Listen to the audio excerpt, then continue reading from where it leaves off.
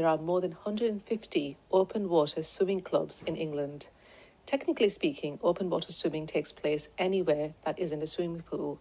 So this means no man-made sides and bottoms and no lane ropes or black lines to follow.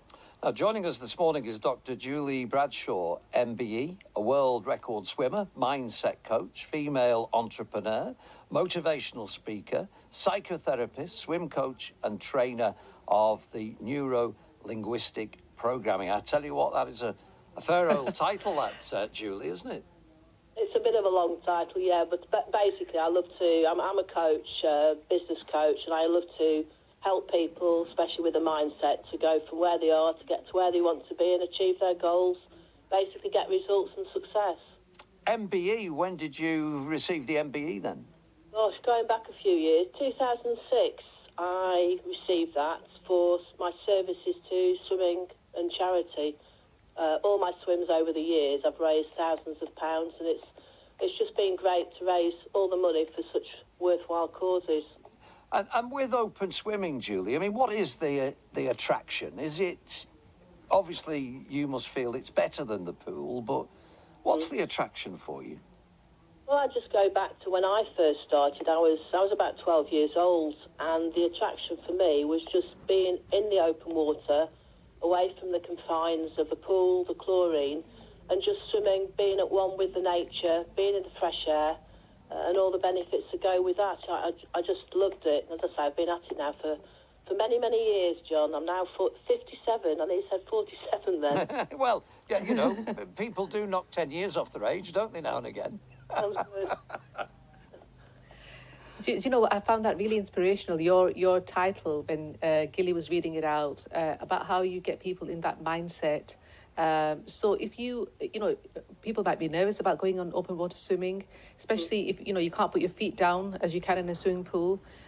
Is that part of your training that you do with people then, to motivate them, to sort of encourage them and get them over their fears? Yes, you've just hit the nail on the head there. It's about fear. I mean, fear applies to, you know, holding people back, whether that be in sports, swimming or in business. It's about that, taking that step forward and helping them to get over that fear that's been holding them back. So I work with the mind, I work with a variety of techniques, and I encourage people to get over that, to be themselves, to get to where they want to be and to expand their potential, be the best they can, really. And I do know, actually, and I know you won't mind me saying this, Shigufta, but you were very keen, weren't you, on this after she swam with the sharks at the Sea Life Centre in Blackpool. You went swimming with the sharks, didn't you? And, you know, it was... I did, and I've never got beyond that, really, because what I really wanted to do after that, Julie, was to look at, you know, properly diving, and obviously that has to be in open water, doesn't it? To be able to go and do that somewhere properly where you can swim, you know, in open water. But I've not taken the plunge yet. It's something I've thought about and put to one side. So is it people my age, do you think, who would want to be doing this, or is it young people who take it up? Who would you say are the kind of people that take open water swimming? All ages, to be honest with you, especially, I mean, the last year with the pandemic, people, when they've been allowed to do, obviously with the swimming pools closed, it's helped open water swimming. People have just wanted to get outside in the sea, in the lakes, or some open water space near them, and it's all about swimming safely. So whatever you do, wherever you go, make sure you swim safely, you know, that somebody knows where you're going, you take somebody with you, and I always advocate wearing one of the safer swim floats, the orange buoys that you put around yourself.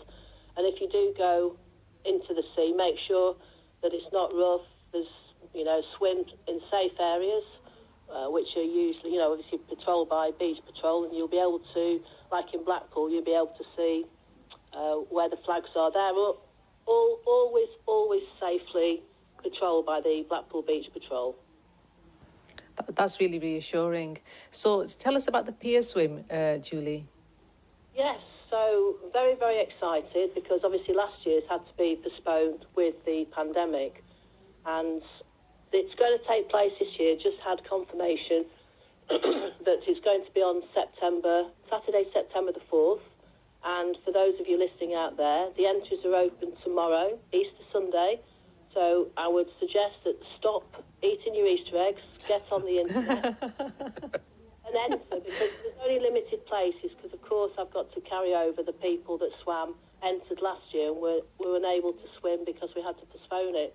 So yes, so really, really excited. It's a 1.6 mile swim between North and South Pier, so it'll be meeting at the Sandcastle Water Park, getting a tram ride up to North Pier and starting the swim, all, as I say, safely patrolled by Blackpool Beach Patrol, which is awesome, and then come back down to start.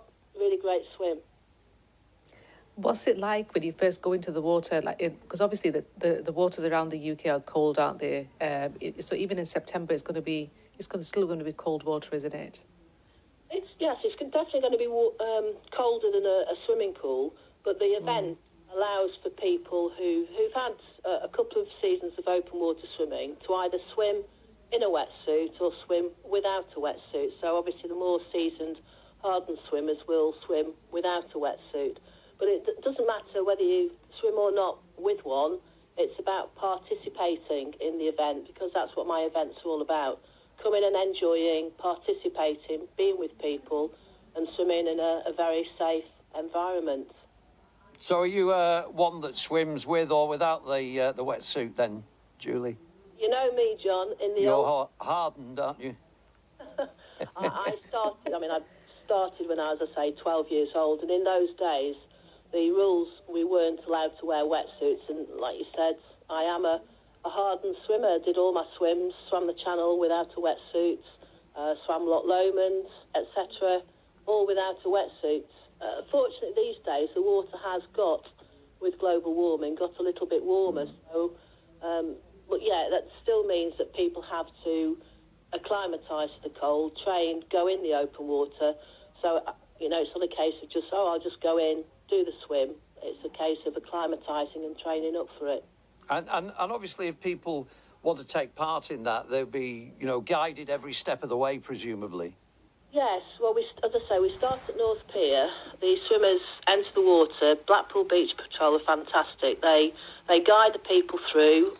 We'd go around start off, make sure they're going in the right direction with the boys. And it's all, at the briefing, they're all shown where to go and the course from North to South Pier. So guided along very, very safely.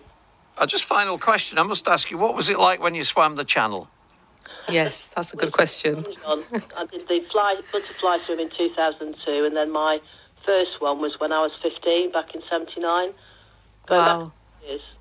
I mean, do you have to dodge all the boats, or is there just the boats and the ships, or is there a lane especially dedicated for people? Because a lot of people do it, don't they? Regularly swim the channel for charity. It has. I mean, it's got a very, very popular thing to do, to swim the channel, but it's the busiest shipping lane in the world. So what you do, again, you do it safely. You have a boat that takes you across, and that's all. A lot of people have got their pilot boats booked, and they guide you safely across, because there's ships everywhere, the ships, boats, and you have to make sure that you're not in the line of a tanker. So well, that could be the end then, couldn't it? I know. If you were, but. Yeah. It sounds as if it's safer swimming pier to pier. Sorry, say again, John. It sounds safer swimming to pier. Well, it's, as I say, it's all safely guided by the Beach Patrol, and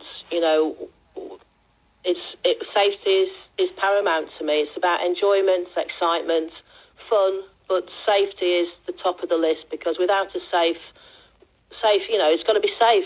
Full stop. Absolutely. Well, thanks for joining us this morning, Dr. Julie Bradshaw MBE. If you want further details of that, by the way, in September the 4th, can we tempt you, Shigufta? September the 4th? Do you know what? I don't know if I'm tempted, but I'm completely in awe of Julie. I've got to say that the fact that she swam the channel at the age of 15 just is mind-blowing. I think an inspiration, isn't she, really?